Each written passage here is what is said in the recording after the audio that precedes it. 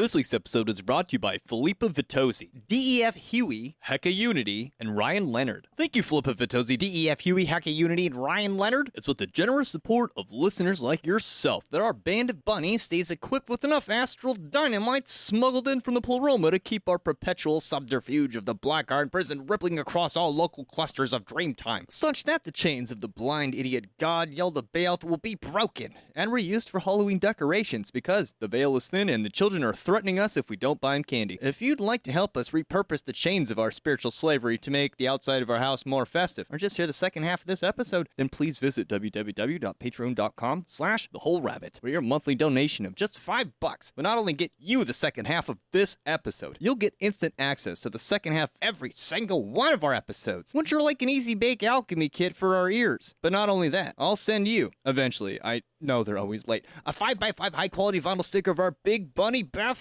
cover art, guaranteed to open portals into the bunny dimension. But if that were not enough, you'll even be given the secret keys to our Discord server, where we share paranormal evidence with each other in real time, and hide from the dramatic screaming match going on across the street in the UFO disclosure community. By God. Seriously, those people are really mean to each other. If you'd like to support our show but are saving your oaths of fealty for the end-user agreement on your mobile device, then please consider giving us a like, subscribe, or share in your social media platform of choice, because we keep turning down Illuminati bribes would dictate that I'd no longer be allowed to be a rabbit or talk about breast milk anymore. And frankly, I find these terms untenable. In this week's show, we explore the first 13 lines from Liber ARARITA and explore each one's corresponding sephirah on the Tree of Life, discussing its corresponding planetary god from the Greek and Roman tradition, along with a profile of the angelic archangel who rules over each station. This chapter corresponds to the good side of the Tree of Life and explains it in fairly classical, straightforward terms. On the free side of the show, we make it all the way from Kether to Gevurah, but discover that we've run out of time and resume our discussion of Tiphareth through Malkuth on the paid section of the show, which includes a rousing discussion about Jacob and his battle with the angel we suspect to be Kamael. Tune in next week to hear about the Tree of Life from this week and how it matches up with the Tree of Death and its corresponding order of demons. Until then, thank you and enjoy the show.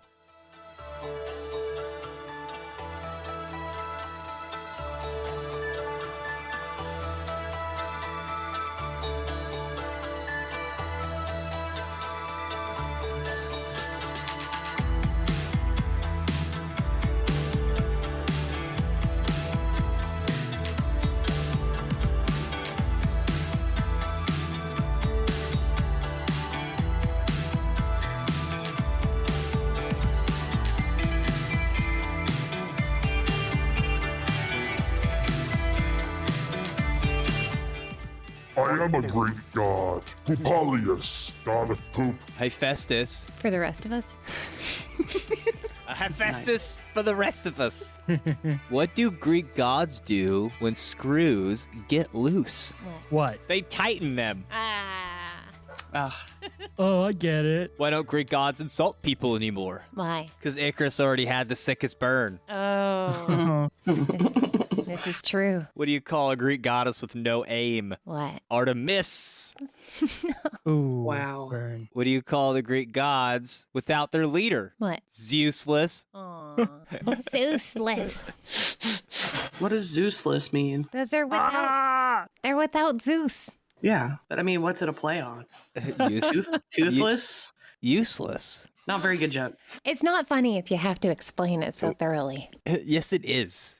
It kind of is in this one example. The aristocrats. Hello, everybody, and welcome to The Whole Rabbit, where we don't just use our intuition to study tarot cards, despite the extremely confusing litany of esoteric jargon and symbols which describe the occult machinery of the universe, sparkling effulgently like an astral blanket bejeweled with a web of diamonds, each reflecting into each other like a neural network made of glittering, naked Greek gods. Nay, we were not deceived by any of these, and fused the flaming star to the sixfold star in order to reconcile their qualities, and by our subtlety expanded them to the 12 rays of the crown, because this week we're exploring the first 2 chapters of Liber ARARITA to compare them against each other and reconcile the cosmic energies on a level that only our brain can understand when it fully turns off. I'm your host, Luke Madrid, also known known as Hack Rabbit. I'm joined this week by my co-host, the dog queen of Diana's Daiquiri Bar, Mari-sama. Rounds for everyone, on me. The twisted wick of the West, Heka Astra. Hello. And the pirate prince of the Templar's secret man cave, and creator of the Cryptic Chronicles podcast, Mr. Tim, the hot man hacker. Hello, I'm so happy to be here. And these 4 hosts are one whole rabbit. Oh, I was going to say, Tim got into the helium tank. That's where all the secrets of the universe live. yeah. I mean, just ask the Sibyls. I just turned into a fairy for a second. It's not a big deal. Oh, okay. You're gonna need your occult nerd glasses again for this one. Yes, I see you're back for some Kabbalistic punishment yet again. Because really, when it comes to Kabbalistic punishment, there is none more refined than Liber ARARITA. It is a star whose blades have been sharpened for the most supreme intellectual torture. Ooh, shiny. Yes, very shiny. Now, in case you missed it, in our last episode, we gave a historical overview of what Liber ARARITA, some secret history of its traditional use in Kabbalah, which I don't think most histories know about, and even solved for the first time, apparently, a Gematria riddle, which further contextualizes and confirms that ARARITA is a magic tool used specifically to reduce everything in the universe to a unity with God. This, as we mentioned, works similar to the Hindu meditation Neti Neti, which works by affirming over and over again something like concept X is part of God, but is not God itself, along with the ensuing realization that anything the mind can conceptualize of, anything the mouth can speak, anything the eye can see, may be part of God, but is not the box inside of which God is ultimately trapped. So while admittedly the Hindu Neti Neti does not actually appear in Liber ARARITA, I just think it's a helpful example. An entire chapter of the Quran does. This chapter, or surah, as they are known, appears right here in the text under chapter 1, but just prior to any of the properly numbered lines. It's like just sitting there, this whole chapter of the Quran. Now, to be fair, this makes it sound a lot longer than it really is because the entire chapter, Surah 112, it's just a few lines long. But it is written in the text as Arabic, so I don't think most of us Westerners would be able just to like read it, you know? I included it in the text in Arabic, so you could copy paste this into your status if you have access to the notes. Now, traditionally, Surah 112 is titled Al-Ikhlas, which, concordant with the deeper meaning of the text, translates literally to the purity, as in there's only one. The line reads, Tim, are you going to be offended if we read the Quran right now? No, why would I be offended if you do that? Oh, Totally cool with that. okay. I might be offended that I have to read it because Why don't would I know be offended with the Quran? Oh, you've given me like the pronunciation here. Yes, I read through it like 3 times with the pronunciation, and I could not do it. Cool. Hooah. No! Cool. Hooah. That's how it starts. Okay, it's true. It does start that way. It is Mari's job. Go ahead, Mari. Give it a try. Hooah. Hua. Kul Hua Allahu Adad Ahad Allahu Asamad Lam Yalid Walam Yulad Walam Yakulahu Kufuwan Ahad. So this phrase translates to, say, He is Allah who is one, Allah, the eternal refuge. He neither begets nor is born, nor is there to him any equivalent. And just so people know, the Christians and the Muslims use the word Allah for God. It's the same word used in both religions, so it just means God. I think if you really want to, you can shorten it to just cool. Hooah. For the purpose of chaos magic. Oh, instead of the whole Notaracon, you just do cool hooah. Cool. Hooah. Yo, lad. Yeah, cut all of that out, though. Very classy, Tim. So this surah was chosen with some intentionality, as Crowley used it numerous times throughout his career, especially during the phase of his career where he was aiming so ardently to achieve 8=3 Master Template. In fact, it was during his encounter with scrying the Enochian Aether Zip, where an angel with a black swastika swirling behind it informed Crowley that the mysteries of the higher Aethers were just too high above his grade of spiritual attainment, and in order to prepare to glimpse them clearly, he would need to, quote, 1,001 times shalt thou affirm the unities, and bow thyself 1,001 times, and all day and all night, awake or asleep, shall thy heart be turned as the lotus flower unto the light, and thy body shall be the temple of the rosy cross. Thus shall thy mind be open unto the higher, and then shalt thou be able to conquer the exhaustion. And it made me find the words, for who shall look upon his face and live live. Crowley recounts this experience. Oh gosh, I have to do the voice again.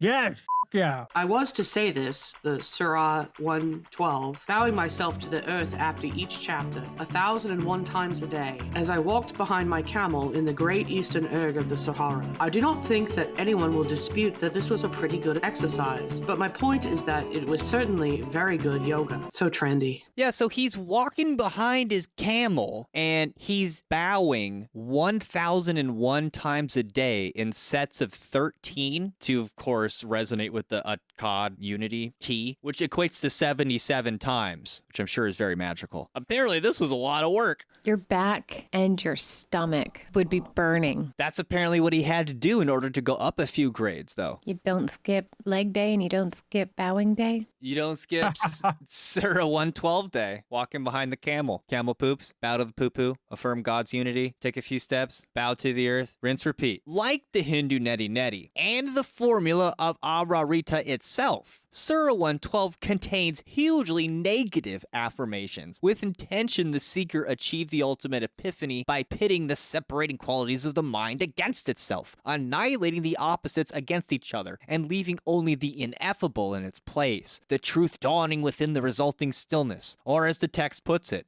beyond the word of the fool. In order to start this process of breaking down this cognitive structure that our mind has built in God's place, we first need to examine the structure itself in all its component parts. That way, when it comes time to annihilate this structure in part 2, we'll know where to place the charges. Fortunately, the first chapter of Liber ARARITA lays out this structure in a succinct, easy to understand series of just 14 lines, which, and this is the best part, match up perfectly with the numbered sephirah on the Kabbalistic tree of life. Specifically, each sephirah is matched with its corresponding Greek deity, offering us a blueprint for further understanding the energy profile of each station there on the tree. So it's like if it's line number 3, you can go to sphere number 3 on your tree of life. Bing, bang, boom. And the first line, it'll be like the Greek god associated with that sphere, which lines up with the planet that you would normally see on a diagram of that sphere. So if you were looking to simplify Kabbalah, but also look at it at a deeper level, this would be an exquisite place to start. So the caveat to this whole thing about the Greek gods is that the first 3 lines correspond to areas that are so high up on the tree that they're above where the gods, or in this case planets, are thought to natively reside. Now, to get a bit meta and self-referential, this is the section of the Tree of Life where the entire ritual is attempting to propel our understanding toward a vision of God beyond its rainbow of expressions we see fanned out like a prism through the rest or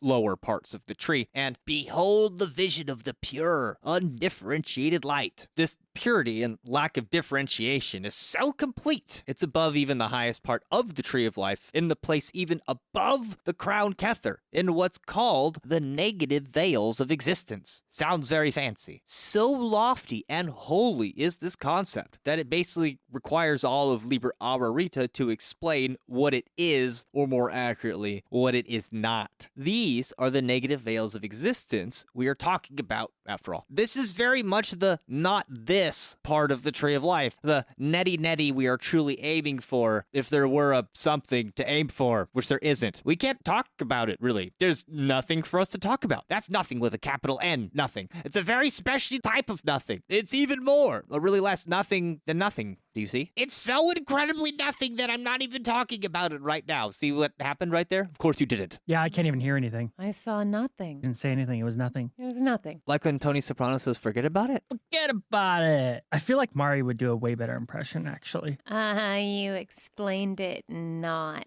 Ooh. All right, in order to avoid irritating dialogues like this one, the Hebrew mystics conceptualized the supreme nothing, from which all the something comes, as being, perhaps paradoxically, subdivided into 3 sections. Ein Sof, and Ein Sof Ayer. Nothing, limitless nothing, and limitless nothing light. If that makes your brain turn off, good. It's supposed to. Fortunately, this... My mom drinks limitless nothing light. What? So that's the name of the beer, huh? Yeah.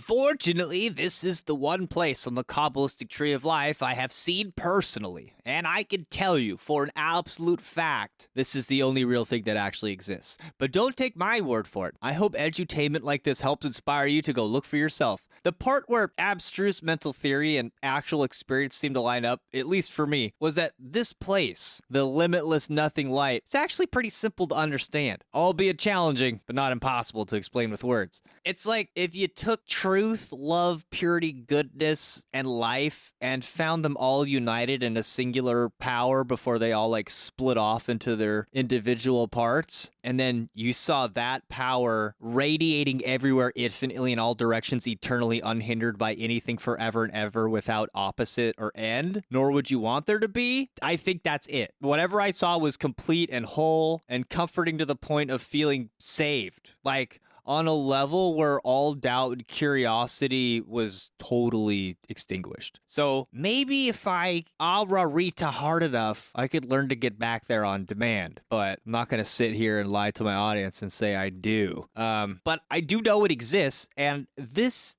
destination is so much the point of this book that this very first line of Liber ARARITA is actually just a translation of what ARARITA is no Tarkon for. So in this way, the beginning is the end and the end is the beginning, which also reemphasizes the theme that ARARITA is a wheel that works cyclically. The first line, 0, reads, Oh my God, one is thy beginning, one is thy spirit, and thy permutation, one. In terms of the Tree of Life, this Ein Sof Ire and all its infinite expansiveness is what becomes concentrated down into a point at the first station on the Tree of Life, Kether. But we're not there yet. The O in Oh my God is likely a singular letter to emphasize the circle, a complementary pair to Kether's point. In Thelema, this circle is related to Nuit, who in the religion of Thelema, like in the Egyptian religion, is a female personification of the starry night sky, but less like Egyptian religion, is a personification of the unmanifest, or the pre-creative nothingness, or the not, which is a complementary pair to Hadit, the personification of the point. Together, they form the mystic circle whose point is everywhere and circumference nowhere. And also, we see here the term thy being offered in reference to God,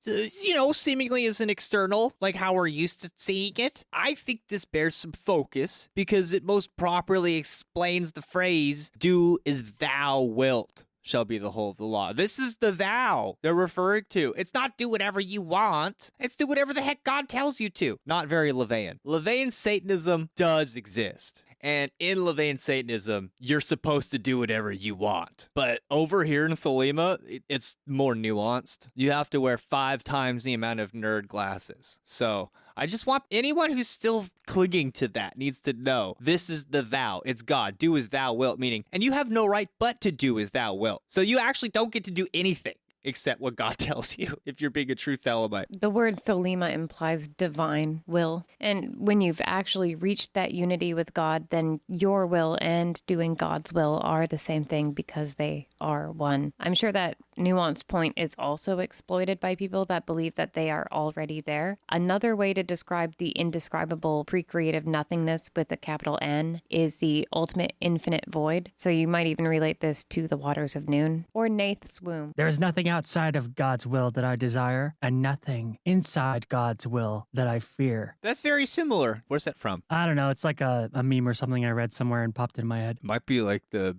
based Christian equivalent. Yeah, I did not make that up, but yeah, I can't remember where it comes from. So that's the first line, which is really the zeroth line. After that, we arrive at line number 1. Let me extol thy perfections before men. Yeah, so this relates to Kether. That's the first sphere. Extol has etymological roots in the Latin ex, meaning out or upwards, and tolere, meaning raise. So together they indicate an outwards expression often related to an externalization such as praise, celebration, or hailing. Here we have an expression of perfection, a creation from the infinite into a gathering or conceptualized infinite. It's like putting a tap on the hermetically sealed barrel of infinite nothingness or an aperture of a camera that lets the light flow through. This aperture activates the potentiality of the limitless from nothingness into somethingness. Metatron! Sorry. If it strikes you, I think it's worthwhile tying it in if you see the angel listed and you have something to say about it. Well, Metatron is like the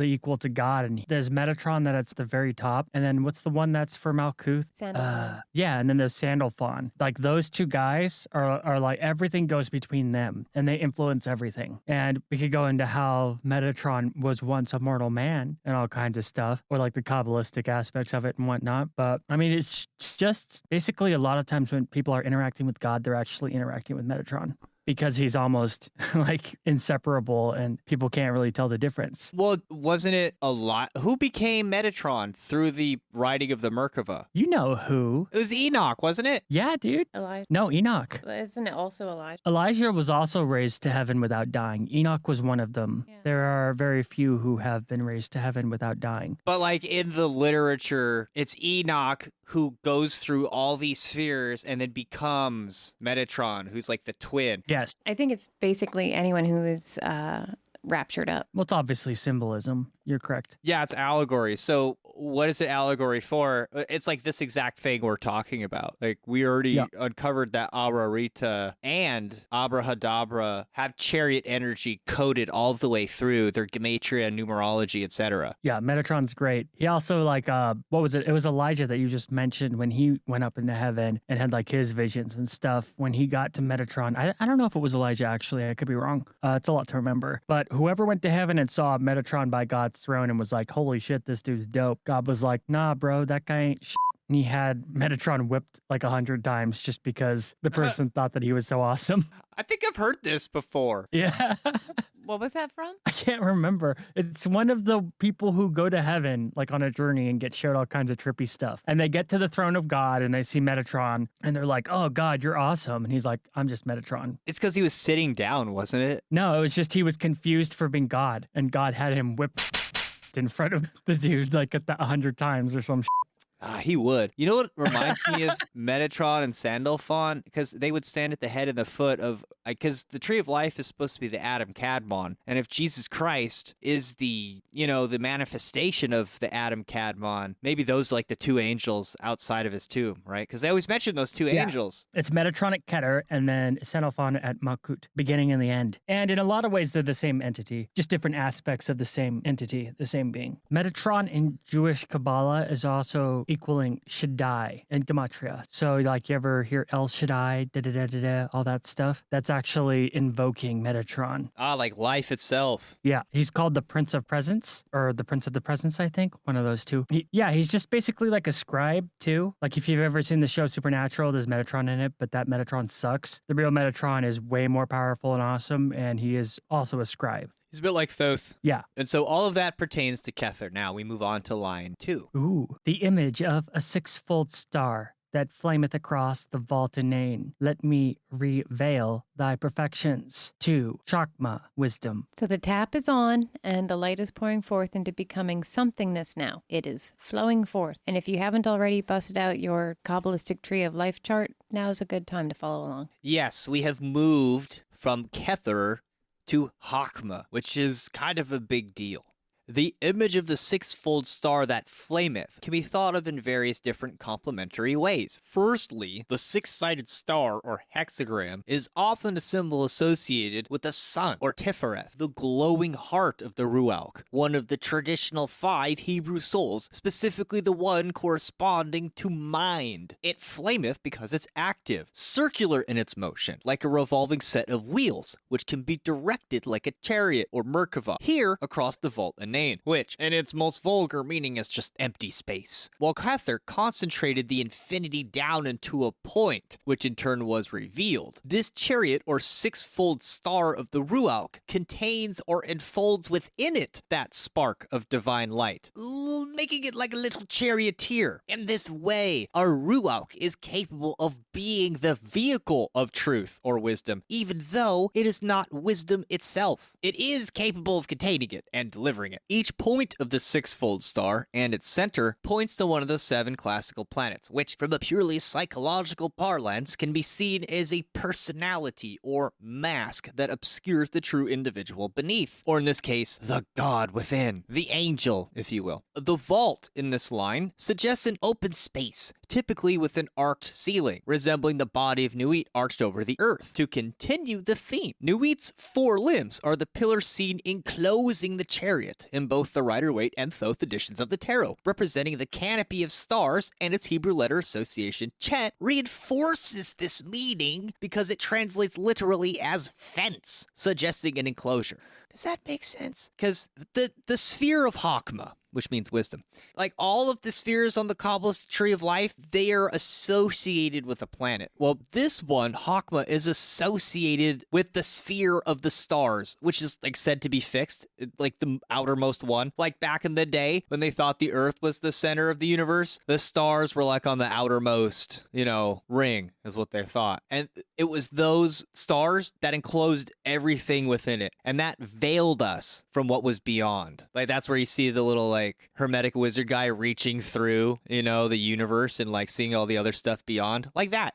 Which I relate to the doorbolt we find on this section of the tree, typically associated with the Empress, whose path of Dalet, meaning doorbolt, links Hakma to Bina. Lastly, Joke Mommy is seen traditionally as the He's reading my lines. So Kether is not active or passive. It just is. But Hakma is the aspect of Kether as it's overflowing or going forth. So if Kether is a point, then Hakma would be like a line. So in this way, Hakma or wisdom is Kether's way of giving birth, going forth, or even spitting into the abyss. The abyss being the depths we find in Bina, impregnating it with forms, like a whore, Babylon, a sacred whore, not just the good like, kind.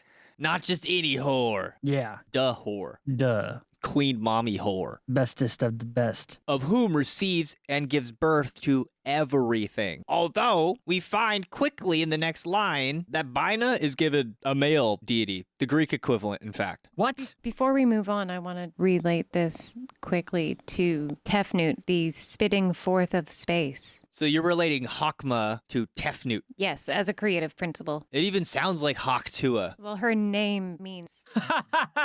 Wow. Her name means spit space. Tefnut is spit space. It's all coming together. It really does. Well, the Hakma is like the spit, and the Bina is like the space. Tefnut. It's also been related to sneezing. Really? Yeah. Nua. Or ejaculating. Oh, shit. Can you do all at once? In Hakma, you practice. can. In Hakma, you can. Your eyes pop out? Mhm. That would be bad. It's like that cartoon characters back in the 30s. You know the ruling angel? Raziel, the secret of God. He's the one with all the books, specifically the one with all the secrets. Like if, Yeah. let's say Yahweh built an escape room. Raziel has the reset clipboard, with all the answers Yeah. and like where all the stuff goes. That's the book. Not only that, but Raziel also has authority over all of other 72 angels. Kind of a big deal. Yeah, if you get good with Raziel, you get control over all of them. You invoke Raziel, they'll all fucking listen to what you say. We haven't even got to the Greek gods yet. We're still with angels. I love angels, dude. Angelology is one of my really, really fun pastimes. All right, 3. Thou hast appeared unto me as an aged god, a venerable god, the lord of time, bearing a sharp sickle. Wait, why is Saturn here? Bum, bum, bum. Dun, dun, dun. Well, this of course refers to the highest and eldest of all the Greek planetary gods, Saturn, who, as the father of time and the other gods, is both the best teacher and simultaneously the reaper of their works. For this reason, he is classically depicted with a sickle and is associated with agriculture, abundance, periodic renewal, and liberation. Sometimes considered the most complex of the Roman deities, Saturn was associated with the highest and furthest visible planet in the night sky, whose rings were oriented the same every 29 years, a marker since ancient times to measure birth, maturity, and old age. Properly, Bina is associated with Saturn's positive qualities, even if some of them are a little dark, limiting, or black, especially the quality of understanding, the fertile ground which gives structure, meaning, and depth to the wisdom, making it fruitful in its function of time, concealment, and rigorous, boring regularity. In terms of personality masks, Saturn is the elder, the hermit, or the sage, the elder father of the other gods. His pee-pee has trouble working sometimes. What the?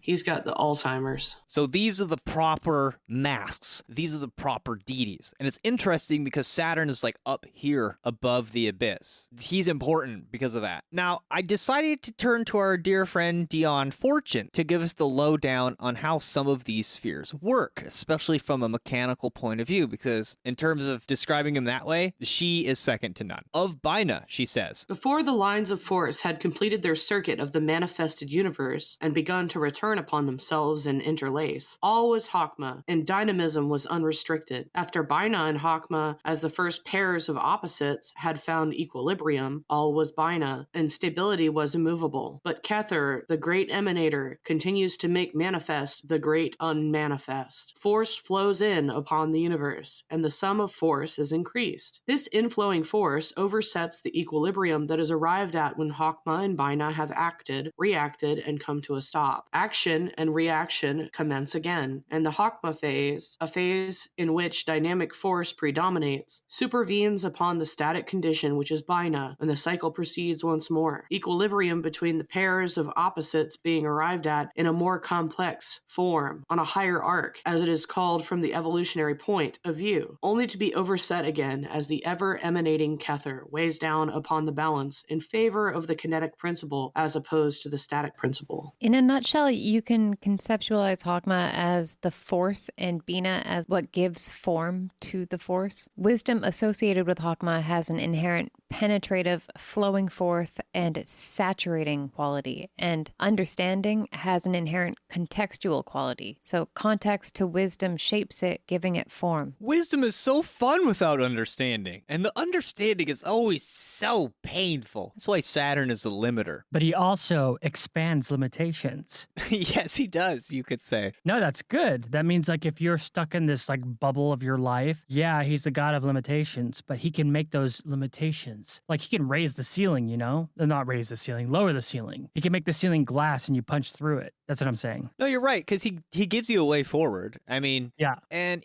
people will argue like, well, where would you put the demiurge on the tree of life? And it's like usually a big argument between like Bina and Chesed, and for various reasons. But one reason it could work in Bina is because like Saturn can see Kether, right? He can like see what's going on, and then like Hakma spits it out, and he's like, hold on, let me like put this into something. Chua. And he's like, oh, I gotta take all this imbalance and make it like safe and usable and like abundant, right? So he's kind of great. Like Saturn has all the good qualities we would like about the Father God too. And these are the qualities that this part of the verse is focusing on. So like before we talk about all the negative stuff, like this is the bearded God you like. This is the bearded God you pray to when you need help. You know what I mean? Like, please, God, help me fix my life. And it's only bad if you work against it, if you don't work with it. If you work with it and you respect it and you have the discipline to work with it, I mean, you have to, it's not easy, right? But if you could do that, then it's actually one of your greatest allies. But like good Saturn, right? Even if you mess up, Saturn's like, well, now you just got more work to do. Yep. Now you have all this more opportunity to improve, buddy. Exactly. And you're like, no, I don't wanna. I want to go to Jupiter. He'll bail me out. Chicken nugget time. Or if you're a Mari, you just practice your English accent. Oh, thanks. Venus will give me nuggies. You're very good at the English accent. I meant that as a compliment. Nah. And I know that you like chicken nuggies too. Yeah. Okay, speaking of Daddy Jupiter. Okay, yeah. Zod kills the archangel of Bina. It's not a guy. It's the most feminine. What? Sephiroth? Yeah, Bina is the most, or you call it Bina, is the most feminine Sephiroth, or Sephiroth. It's rendered as like God's knowledge, Zatkil. And because Bina is regarded as the most overtly feminine sphere on the Tree of Life, Zadkiel is often depicted as like a feminine aspect, sometimes even associated with the goddess Hecate, which I know all of you listeners know who she is. In angelic hierarchies, she presides over the choir of thrones, is counted among the 7 archangels, and is named as one of the 9 governors of heaven. Zadkiel is invoked when people face weighty choices and need to express them clearly. When language falters, she lends focus and helps shape the message. And also she has a lot to do with demonology as well. As leader of the Arelem, she corresponds to Saturn, who we just talked about. The Zohar includes passages portraying her as a warrior under Archangel Michael, clothing the souls of the righteous with holy garments upon their ascent. The grimoire of Amadel further credits Zadkiel with teaching the original offices and capacities of the fallen angels during their time in heaven. So she taught all of those fallen angel assholes what they know. So she can actually be be invoked during demonology sessions or whatever, revealing to the magician their origins and their present abodes and how to manipulate them. Well, I would imagine the demons associated with this sphere would be particularly dangerous because they're associated with death and decay, limitation. Like, it'd be pretty rough. And it sounds like you're just describing ISIS for reasons that would take up the rest of this episode if we don't move on. Well, just to confuse things, I actually relate Bina to Shu. So.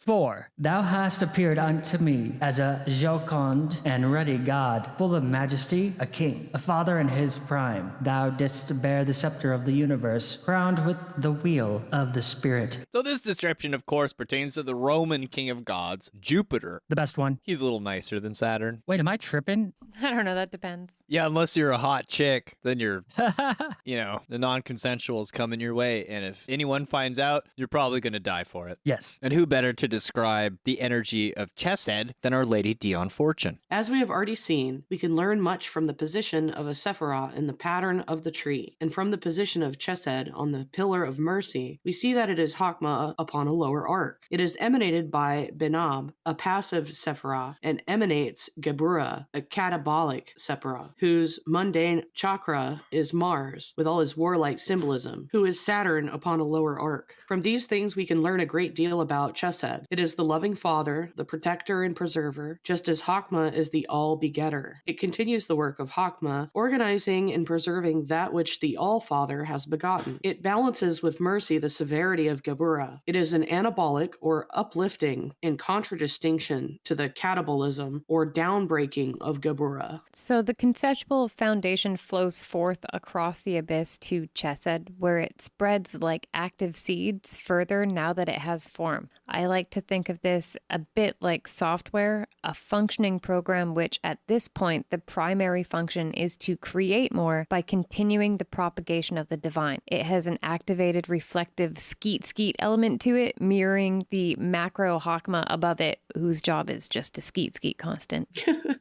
I'm serious. So where Hakma was indiscriminately skeeting, Chesed is skeeting, but with the form and function imbued into it from Bina. The ruling function here in Chesed is propagation of divine light and preservation rooted in love. Like, we've got all these seeds, now we're gonna spread them. And since it's on the pillar of mercy beneath Hakma, its orientation is towards spreading that love around. Sitting diagonally down from Bina, it directly receives its disciplinary, form-making, and organized instructions for just how to go about spreading that love around and making it grow. This energetic function and narrative is why we find so many vegetation-related gods linked to Jupiter, or this divine creative function found in Chesed. Like spreading the seeds in, say, the most fertile ground or whatever area is prepped and primed to receive the seed, instead of just throwing seeds all over the place where they can't take root. Well, like, you just think about Zeus or Jupiter. Like, mythologically, what does he do? He just like, oh, this is beautiful. I gotta go spread my seed around. Oh, I gotta go spread it around, spread it around, spread it around. But also related to the growth and like abundance of crops and like fruits. You know what energy relates really well to Chesed? What? If you're a gamer,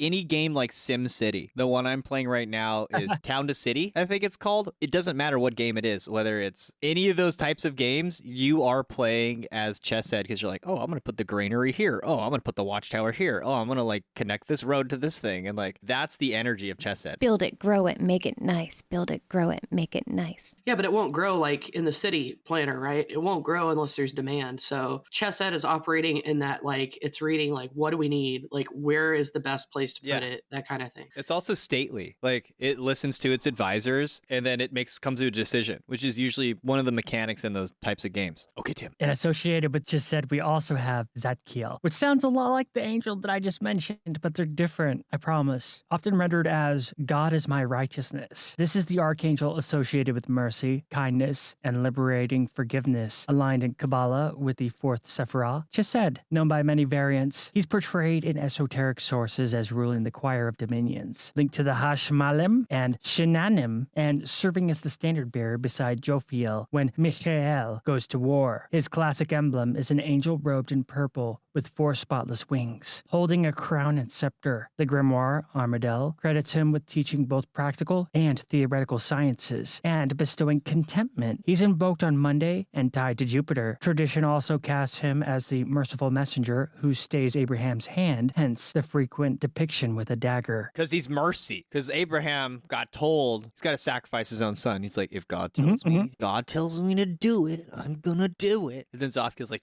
just kidding. Haha, nerd. Just kidding. Okay, moving on. 5. Thou hast appeared unto me with sword and spear, a warrior god in flaming armor among thine horsemen. This line, number 5, lines up with the bloody red sephirah of the Tree of Life, Gevurah, a word which means severity. This, roughly speaking, is God's purgative, astringent, and severing capacity, alongside its protective one. In the human body, a perfect example of this energy would be, let's say you ate something that was poison, and your body made you throw it up or poop it out instead of just dying from the toxin. You know, I can't hear or read Gevurah without thinking giver.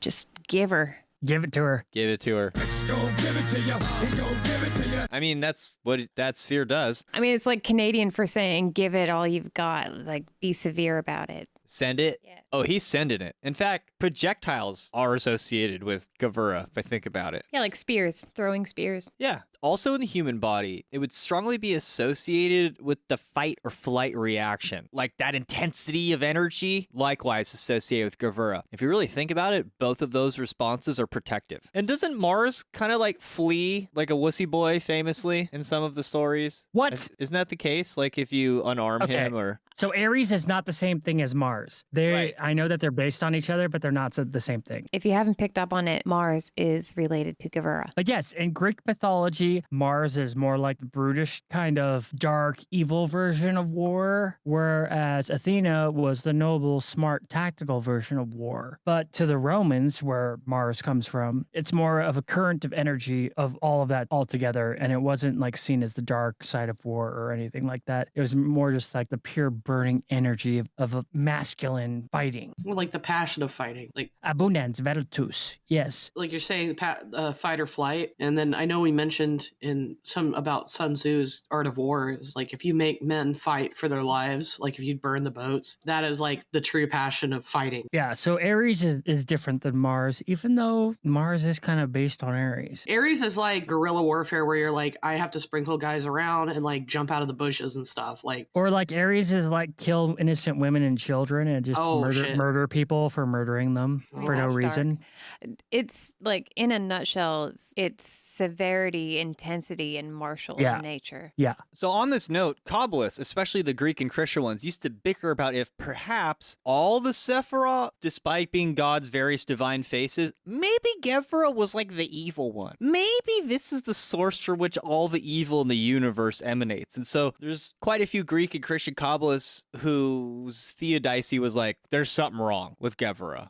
You know? I mean, there's fear involved, it feels like. Something ain't right with that boy. Funny you'd bring that up. One of the other titles of Gevurah is Pachad, which means fear. Ooh. Dion Fortune takes some issue with this, though. She says, Those, however, who are instructed beyond the crude pretty of a wish-fulfilling philosophy know that Gevurah is the king in his chariot going forth to war, whose strong right arm protects his people with the sword of righteousness and ensures that justice shall be done. Chesed, the king on his throne, the father of his people in times of peace, may win our love. But it is Gevurah, the king in his chariot going forth to war, who commands our respect. gets the pussy wet. That's what she means. I understand. Cheese and rice, bro. So he is the thing that protects what is loved. Yeah. Kind of like how being a good parent, especially a father, like you have to be soft and nurturing in certain aspects, but mainly you have to be like the punisher, like the one who lays down the line and punishes as well.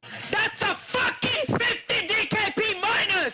What the fuck was that shit? Which Yeah. is a very masculine, like the severity makes sense because part of the way you show love in a masculine manner is like putting these limitations on and punishment and whatnot. And in a Enforcement. lot of ways, yeah, to be a Right. true man, you have to do that even if you don't want to. Now handle it! Fuck! It's just part of being a man. And it is part of justice. Like it's mentioned that Dion mentions justice is part of that severity. Well, enforcement and protection is a natural complement to the all-embracing love because it's the thing that protects it. Yeah. And then we got an archangel associated with this one. I don't think he's an archangel, actually. But this angel in particular is very useful to invoke in a lot of the books that I've read. And that is Kamael. Camel.